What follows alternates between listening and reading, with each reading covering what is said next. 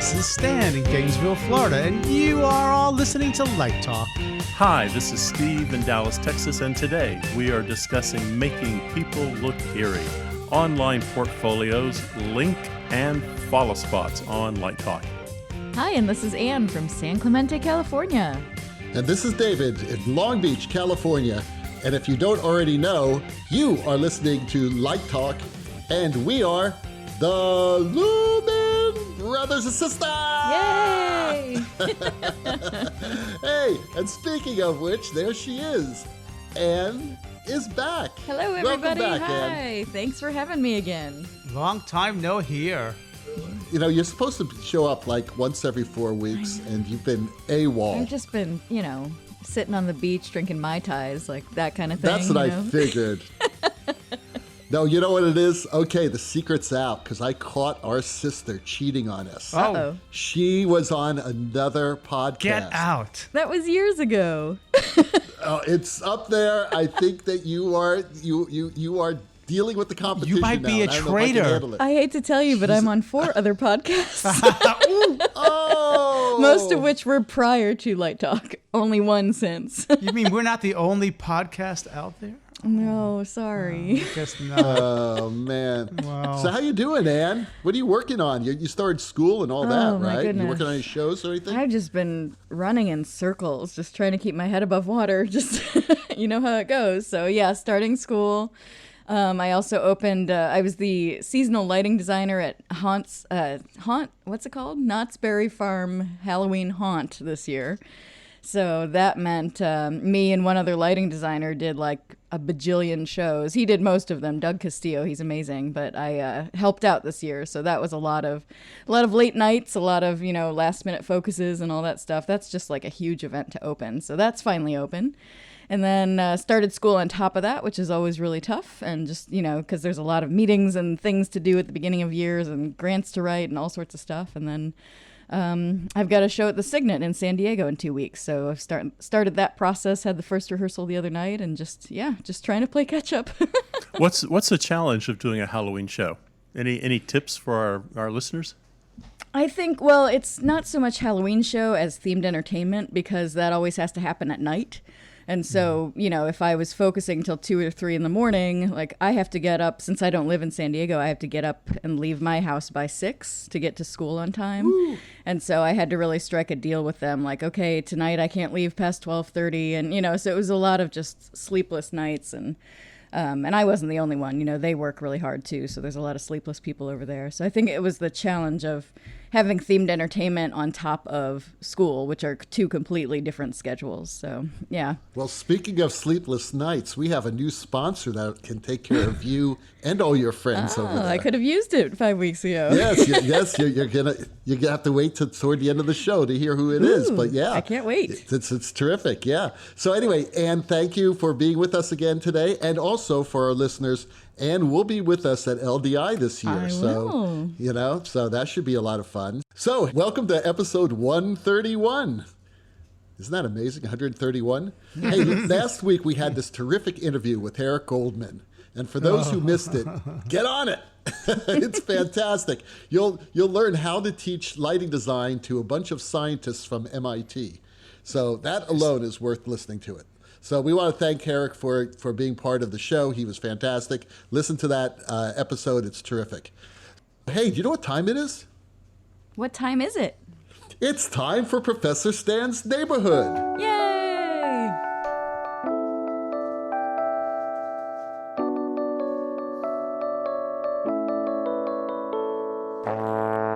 And today, we look at our newest country, Tasmania. Just below Australia and to the left of New Zealand is Tasmania, coming in with 2.5 listeners. Tasmania, home to the Portland Arts Center, Theatre Royale, the Peacock, the Princess, the Playhouse Theatre, the Earl Arts Center, Theatre North, and the Tasmanian Theatre Company, just to mention a few. With a landmass the size of Switzerland, the Tasmanian Devil, and the Tasmanian Tiger, there's plenty of room to scoot around. Fun fact, Europeans decided Australia was not remote enough and made Tasmania a penal colony too. If you want to breathe easier, Tasmania has the purest air on the planet. So welcome to our listeners in Tasmania, and send us a meat pie and some leatherwood honey for Christmas. Well, thanks, Stan. And that concludes this week's episode of Professor Stan's Neighborhood.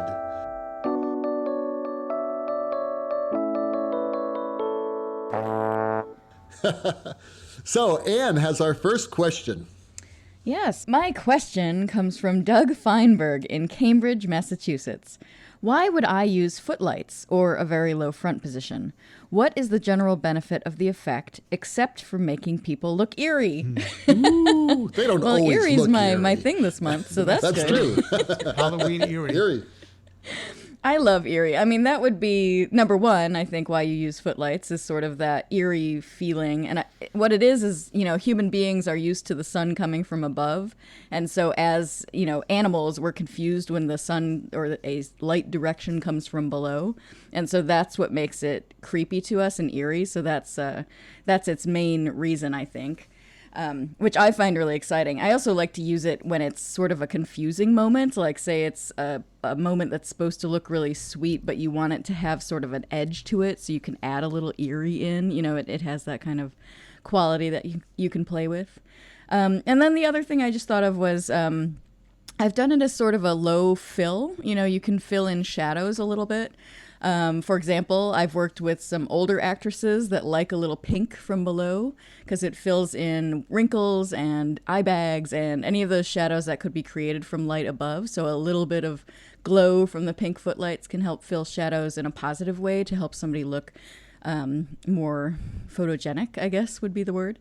And then you could also use it just to fill shadows with a color. Like sometimes musicals look fabulous with, blue-filled shadows or purple-filled shadows or, pink or red, all sorts of different colors because it's sort of an extra pop of color. So anywhere where light is not hitting the person, that light from below can fill those shadows, like within the folds of their fabric and things like that. So it can just add visual interest. I don't know. What do you all think? Well, I use low front light all the time. And maybe 1/8 of the time it's to make people look eerie, although it does do that. One good use of using like low front light is if you're doing some sort of live concert, live musical act, or comedy or something like that, where, like Ann said, the talent is maybe a little older. You see this a lot. As a matter of fact, you turn on like any sort of concert station on cable and you see some live concerts, you will see a row of footlights there. And it's usually running at a pretty high level because it does flatten out the face. It does give you and fill in the shadows. And that's really important for television because you get close-ups. That's one reason. The other reason I use is to get a very strong sometimes front diagonal from the bottom. That will give me this very strong, powerful light that you can cut off the floor like a shin kicker, but still get a really clear, powerful light with big shadows. So sometimes we want to use shadows. That type of light and angle works really well. You see that used all the time in the television show Later with Jules Holland. And that LD puts footlights in all the time at the base of the mic for the lead singer. It's a really dramatic effect. And if you want to cheat and move your footlights into the wings in a small space, you can throw in a footlight system, a strip light system on the floor, and not only get light on the actor, but you can also light up the floor and all of a sudden get a really exciting kind of electricity to that floor that the actor's performing on. So it doesn't always have to be about the actor. I think your point about the shadows, David, is a good one. Sometimes if you want to make a stage feel bigger than it is, if you cast shadows from footlights on backdrops or behind, you can get a real sort of frenetic quality out of them and sort of fill the stage when it may not be completely full, and get a sort of a grotesque kind of environment out of them also. There's a lot of great creative uses for them. Yeah, in all cases, you want some good color-changing fixtures to do this with. I mean, I usually use movers from down left to down right, and of course they have CMY color changing, but also LED footlights. But make sure, this is really, really important, that you have very good color rendering in these sources because they're so close, and especially in television, that you're going to want to get that good color rendering of the skin. Yeah, I'd add a little vocab lesson for the TV side of things too. Like sometimes you'll see, you see this in a ton of shows, like Gosh, I think American Idol and The Voice does. I don't know. I can't think of them, but you'll see the table in front of the judges has a light in the middle of it, and that's called an eye light. And it's the same idea. It fills them from below, makes them look fabulous, and gets rid of some of those shadows that can be below your eyes. And God knows those judges need all the help they can get, right? Thanks for that vocab lesson. I've been using that term in theater now and calling them eye fills. I didn't know I was stealing it from TV. Yeah, eye light. Every now and then they'll do a reverse shot on Rachel Maddow, and you'll see that built into her table also. Okay. Right. Nice. Yeah. You see that a lot in those news tables.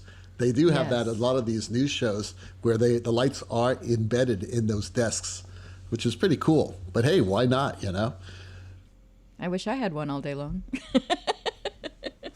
Rhonda in Florida asks, walk me through my first website that will become my online portfolio.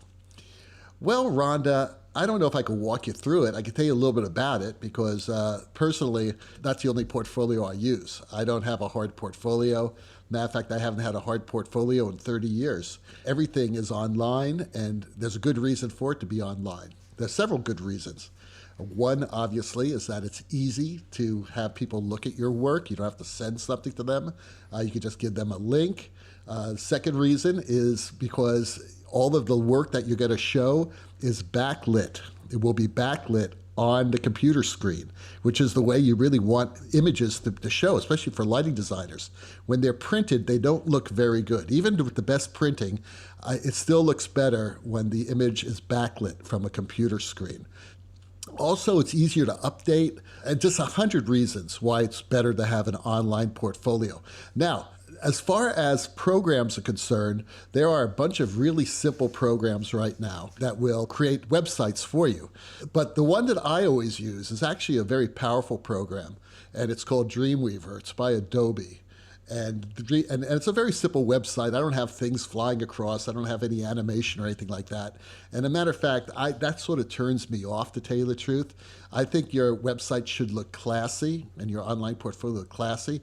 You should have a really great image right in the front. There'd be an image that you're proud of, a moment that's quite striking, something that's very dramatic, because that's going to be the first thing that the person looks at. So, think about the type of images that you're going to have on there. Maybe tell a little bit about yourself, have different pages, one page, a bio page. Obviously, you've got to have what's called the index page, which is your first page of your website. And that's going to be the one that tells your name, obviously, who you are, what you do, lighting designer, stage designer, projection designer, right? Whatever it is, you're going to also have, and this is something that I do all the time, upcoming shows. Okay, what shows, a list of them that are coming up, and you can backdate that a bit. So I have recent and forthcoming productions. So I go back maybe 6 months, and then I go forward so that people see where you work, where you have worked. But if you're starting out, yes, you should have all that information. What do you guys think? I would say when you're building your online portfolio, be a little careful about what photographs you post. And what I would recommend to you is United Scenic Artists used to have this. I'm not sure if they still do, but there's a place on the website you can check members, and then you can look at their portfolios. But pick, if they don't still have that, if you don't know anyone, go look at the Broadway shows. Go look at the regional theater shows, find the lighting designer, and then search them and look at their website. And what's important is not necessarily the quality of the photograph, but the story the photograph tells. So be sure each photograph is telling a story, that you don't have to be there to explain what's happening on the photograph. The person can look at it and make a judgment for it. And also, I would suggest to you in your photographs, consider that most of the time, the people looking at your portfolio are directors. So these shots from the back of the auditorium, after about 20 shots of the back of the auditorium and I see little teeny tiny ant-like people on stage, understand that might be exciting to you and you might see some beams of light. That's not going to be so exciting to a director. They want to know that you can put light where it needs to be. You can help them pull focus, that you understand where focus has to be. And I would say try not to have any fuzzy photographs on your website. And what about you? I absolutely agree with what David and Steve said. You know, this is one of the most important things you can do for your career, and it's worth paying for, and it's not super expensive. You know, I use a program called Weebly. That's my favorite, but there's a whole bunch out there. You want to find a website builder that's simple to use and is not a blog format. Like, the last thing you want people to do is scroll and scroll and scroll and scroll. That is not attractive and not interesting to most people. So yeah, I've got a long list, but I'll go through them sort of quickly. Like, I agree with David, simple and classy. Absolutely. No crazy backgrounds. Don't make it look like a scrapbook, like none of that stuff. Like, this is pro all the way, right? Like, it doesn't matter if you're 24 or 42 or 84. Like, you just want to make sure that this website looks like you are professional, right? So yeah, big sexy splash page, which is what David said, the picture that they open it up to. It should be really exciting and make them want to see more about your work. You want something like a format of your website that shows really large photos. So nice and big, nothing small. Like, it's nice to have little thumbnails that then you can click on and they get really big. And check what that looks like on different computer screens, because different formats of screens can look differently. So open it up on a Mac and a PC and in Google and in, you know, all different internet providers, just so you can see kind of what it looks like. Also, iPads and phones. Yes. Most people actually look at websites nowadays on phones. So make sure it looks good on a phone and an iPad. You're right. I've read that recently, that nearly everybody looks at them on mobile devices. So that's definitely something to think about. And the website builder that I use does a translate to the phone for me, so I don't have to rebuild it every time.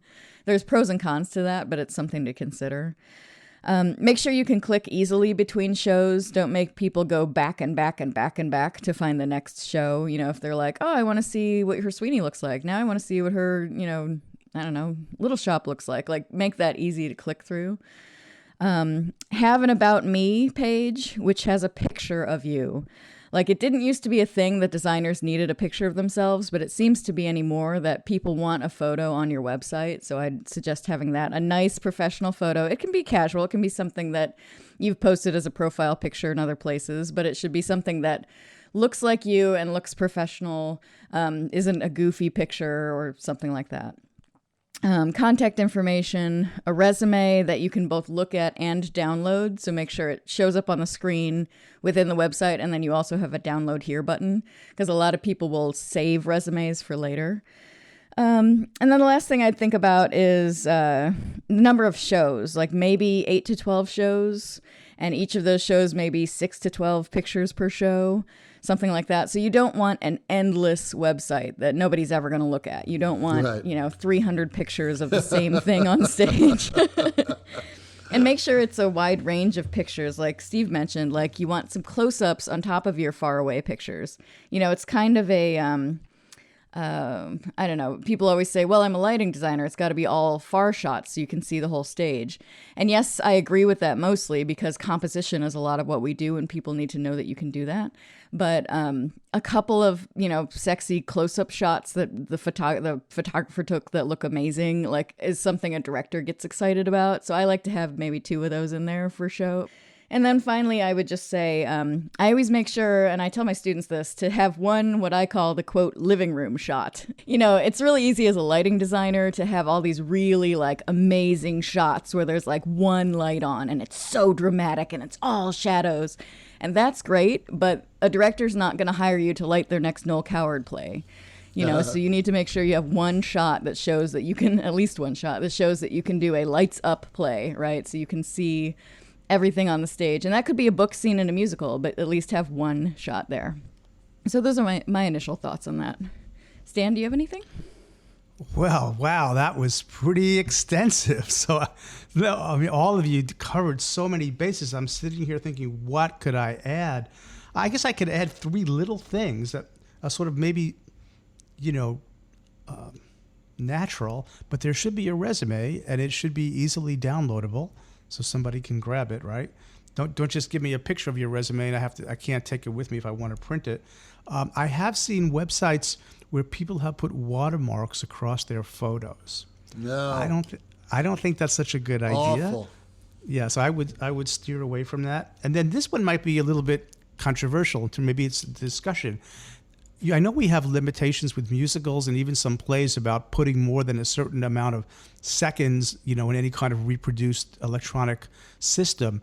But I love to see like a little short video of a cue sequence or something where I get a little, something that is active, because the stills are beautiful and I love the stills, except that we don't really do stills. What we do is sort of has action. It's dynamic. So I'm okay with a couple of really choice little short videos, which you can make now with your phones, even with under low light, that are pretty reasonable. But you have to be careful about copyright and all of that stuff and not violating anything. But I don't mind that myself. I don't know how you guys feel about that. Well, speaking of copyright, if you use photos that you did not take, you must get permission from the photographer.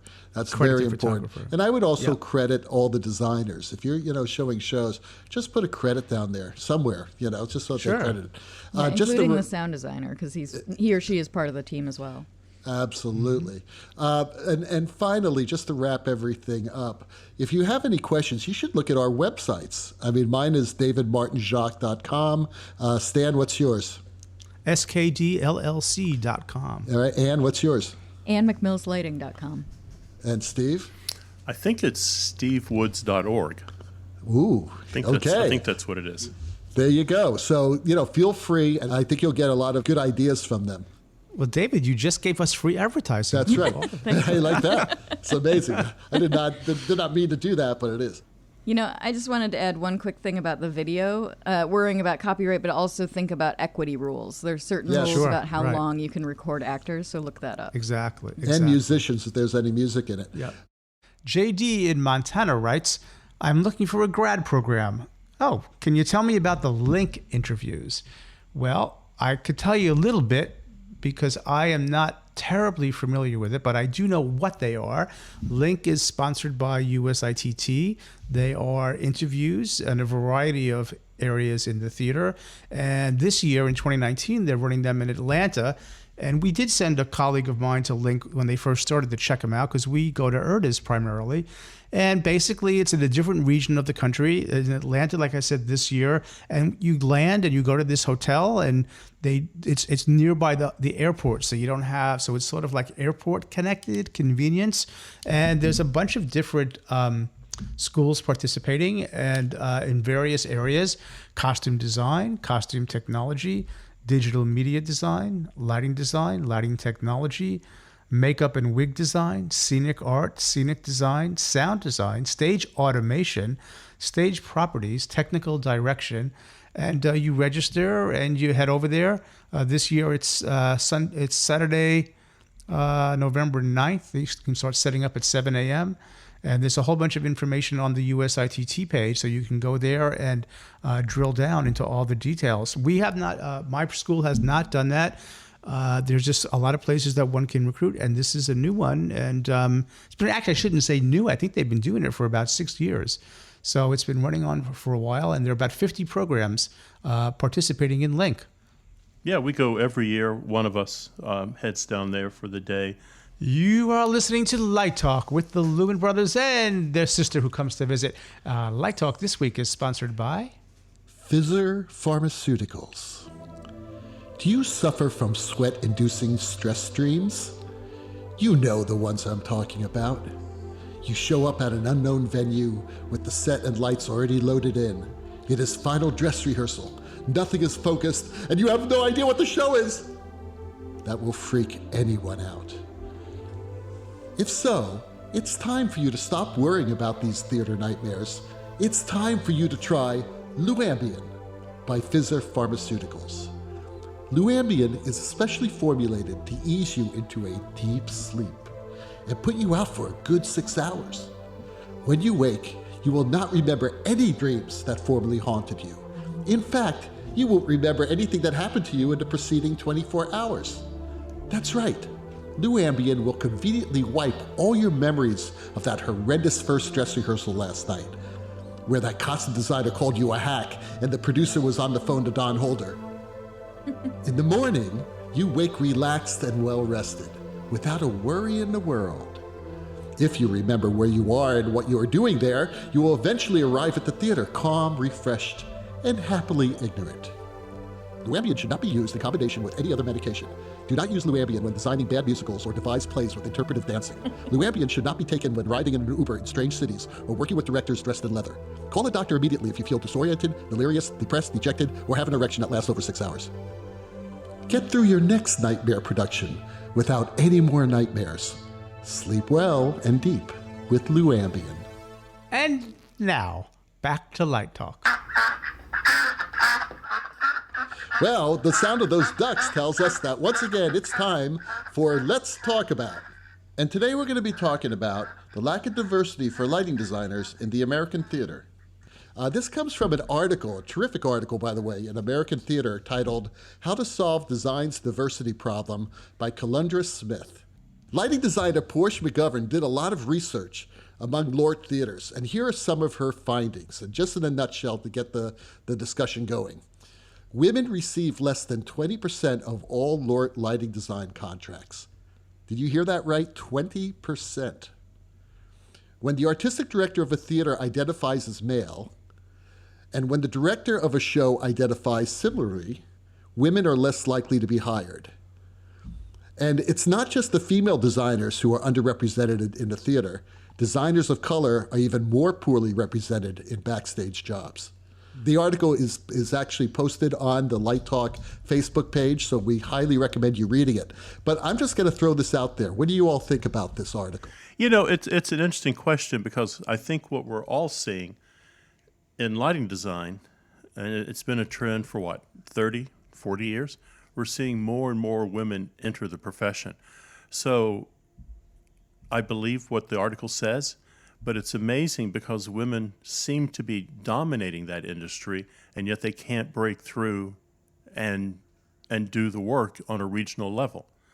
I don't know. There certainly isn't a boys' club there where women are not welcome.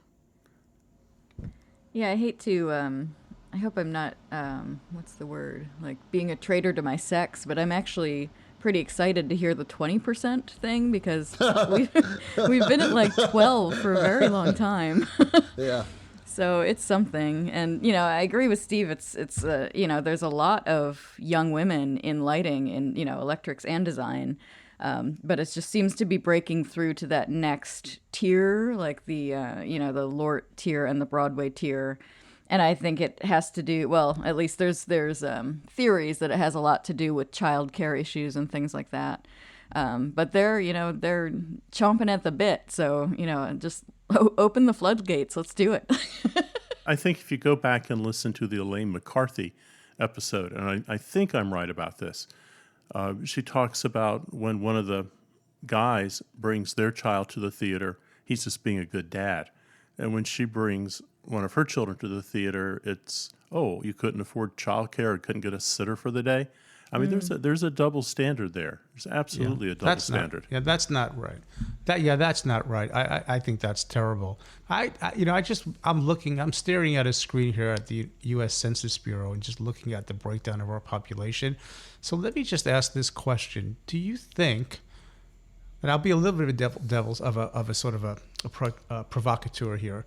Do you think that the ratio of various people and their backgrounds or their gender or whatever should be reflective of the society in which they live? It should be reflective of the trade and profession that they trained for. I mean, you know... No, I'm talking about their ethnicity or their gender. Should it reflect the proportions in the society as a whole? So you're saying like if there are 52% of women in the United States, 52% of the lighting jobs should go to them? Is that what you're saying? I'm asking if there should be some sort of parity between population distribution in terms of those questions. I don't think that has anything to do with it. I'm just looking at my own experience. In all the years I've been teaching, 80% of my students were women. Now, I know that doesn't go for all graduate lighting programs, okay, but it's just my experience. It's mine too. Mm-hmm. All of those women, at least 90% of them, are working in the profession. They're still working. But I can tell you that the research is there. I know a lot of women lighting designers. There is a boys' club out there. There really is. And this is an issue. Women have been disadvantaged as far as gender discrimination when it comes to the theater. It's all out there. I mean, the studies are done. I was working with the IA when I was, 19 or 20, and I was just as bad. I'm not going to pretend that I wasn't. And all of a sudden, a woman IA member shows up on a call, and it's like, a steak has been thrown out to all the wolves, and they're bugging her all day long, flirting with her, and she's trying to do her job. Terrible. And if you flip it the other way around, I suspect, if a woman was doing that to a man, I bet she'd be asked to leave, or she would be asked to tone it down. But it is a huge double standard. When I talk about teaching lighting design, I do some history. I am always clear to say that this profession was pioneered by women, and I do the biography of all the great women who sort of laid the groundwork for lighting design. I'll tell you something interesting. There's a wonderful article. I can't remember who wrote it about Jean Rosenthal that we had our students read last year. And what was fascinating is when we came in to talk about the article, in that article, Jean talks about, in a way, being a servant, being subservient to the set designer and sort of being a facilitator and making things work.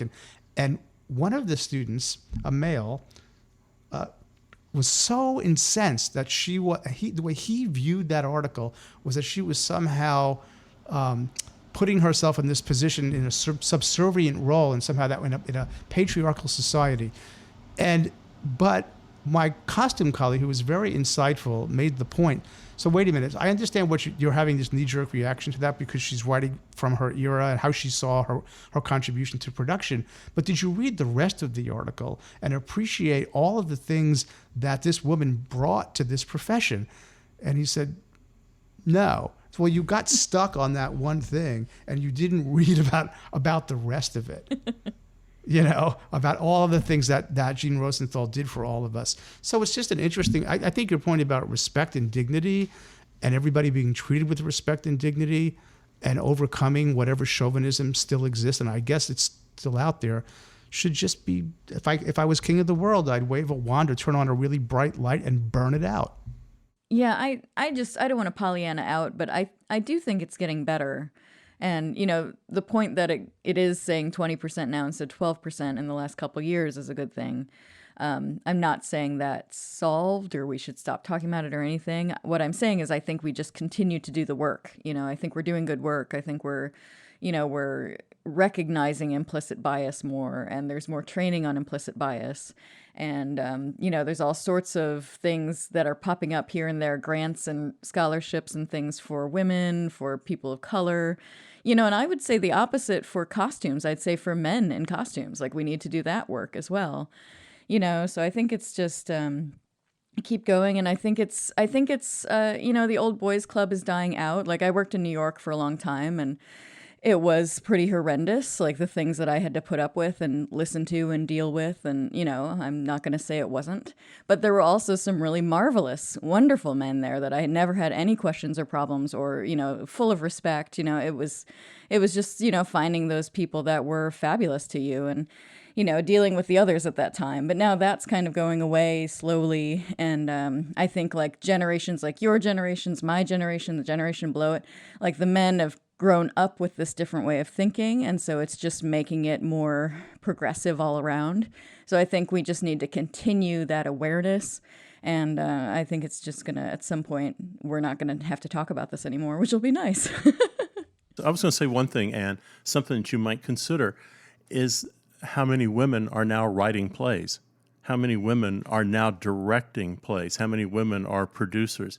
So there's a change in our industry, and it's opening up to all sexes and hopefully all minorities. Yeah, but we still have a long way to go. And to end us up on something positive, Anne was talking about these new programs. United Scenic Artists has a diversity committee now. They're doing some real positive things. USITT had a network of people of color for a while. And in 2014, they extended their reach by creating the Gateway program. So that's something.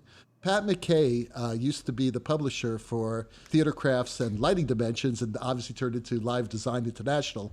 But they have her scholarship also. It's a $5,000 scholarship announced in March to be awarded to high school seniors and college undergrads who are enrolled or accepted in design programs identify as people of color and or female, trans, or non-binary. So to Ann's point, there is a lot of wonderful things going on to do that. And we had that at UF as well. When I identify a student of color or a minority who wants to come to UF, we are able to incentivize them with additional funding to help bring them to the school. So I think there are a lot of good things going on. So I think it's good that we're all talking about that and doing the best we can. So I don't think I'm being Pollyanna. When Ann says, it's better than it was, and people sometimes don't want to hear that. Maybe it's not happening fast enough, but I'm glad it is moving in the right direction. It just makes no sense to me. I mean, equal rights is equal rights. Right. You know? And whether you're black, orange, male, female, trans, it does not matter. It has nothing to do with someone's ability to do the work. So, I agree with Ann. It's getting better, but it's not fast enough. Someone's got to come out and say, this is bullshit. Well, don't you smile when the airline pilot is a female? When you walk in and the captain of the big airplane that's taking you across the Atlantic is a woman. I actually feel great about that. That's not a great job anymore. I wonder how many women would have gotten it if they still had the same type of benefits they had, 30 years ago. But that being said, no, it is nice. It is nice to see it, but we're nowhere near. I can't even believe we still don't have equal pay. That blows my mind. Anyway, enough of that. Let's move on to our last question of the day. Steve? It is from Randall in Mississippi. And Randall, I guess, could be a man or a woman. Randall says, I am using a follow spot, and I want a soft beam. The different diffusion gels are just not working. Too much flare. Any suggestions? Randall, you came to the right place. Years ago, I was doing an opera, and I wanted a nice, soft, pink light on stage, and I had the same problems you were having. And the world's oldest stagehand, I think he was like 87 at the time, had seniority, so he did any damn thing he wanted to do on the call, and he liked to run follow spots. His name was Spike. Spike looked at me and he said, young fella, I can fix your problem for you in a jiffy. And I said, show me, Spike. Spike had grown up working burlesque and vaudeville. And he picked up a little can of 3-in-1 gun oil, and he took the gel, he put a drop of gun oil on and smeared it around. He said, that's going to be good for at least 2 shows. Popped it in. It was gorgeous. It was unbelievable. And depending on how much oil he put in and where he put it in, I mean, he really knew what he was doing. So a little bit of 3-in-1 gun oil in your gel. Understand it's going to melt that gel out. But my goodness, forget about diffusion. Go down the hardware store. What gel was it on? It was on La Traviata. I mean, like what? Was it a diffusion that? No, it was a Roscoe, just some very light pink gel. Oh. So he used that as diffusion. Yeah. How did he distribute the oil across the gel with like a cloth, or just let it sit there? Or he put a drop of gel on it and used 2 fingers and a thumb. And 2 fingers and a thumb. Okay. And I'm telling you, that's awesome. I'm telling you, it was unbelievably good. Oh, gun oil, 3-in-1 gun oil. And the thing about Spike is we had a meeting one night, and Spike was not letting the meeting. He didn't like the way the meeting was headed, and he stood up and he said, "I've been in this union 47 years." And then he pulled out a revolver. Whoa, I like Spike. He stood there with a revolver in his hand going, and this is what I think. Then he sat back down, took a nap. He didn't shoot it off? No, he didn't shoot it off. He just let us know he still had a revolver in his pocket. Wow, well, there Spike, you go. Spike was fantastic. The thing about him was he could do just about anything in the theater. So he was one of those guys, if he wanted to be a flyman, he knew how to do it. I mean, his whole life had been in the theater. Yeah, that reminds me of a flyman I used to work with named Goat, but that's a whole nother story. We will get into it. Well, that Hammond organ solo tells us that once again you've spent another morning listening to Light Talk. You can listen to us on iTunes, Google, Spotify, and livedesignonline.com. And check out our website on lighttalk.org for a schedule of future guests. And be sure to follow us on our Facebook group and subscribe to our podcast on iTunes. That way you will not miss a second of Light Talk fun. No guarantee is offered regarding the accuracy of any statements or opinions made on this podcast. And remember, if you choose to litigate us, our law firm of Fleck, Flock, Flair, and Glare and their paralegal Snoot will defend us until our retirement funds are depleted. Light Talk is written and produced by the Lumen Humans, coming to you from Long Beach, Gainesville, San Clemente, and the Republic of Texas. And be sure to tune in next week when we discuss lighting designer fashion, the ETC revolution, more red and green color theory, and the best rock and roll colors. All of that and a new sponsor, Light Talk, broadcasting questionable Lumen knowledge and humor around the world. We'll see you all next Saturday morning. Thank you, Ann, for being with us today, and bye-bye from Light Talk. Bye, everybody. Yeah, thanks for coming in.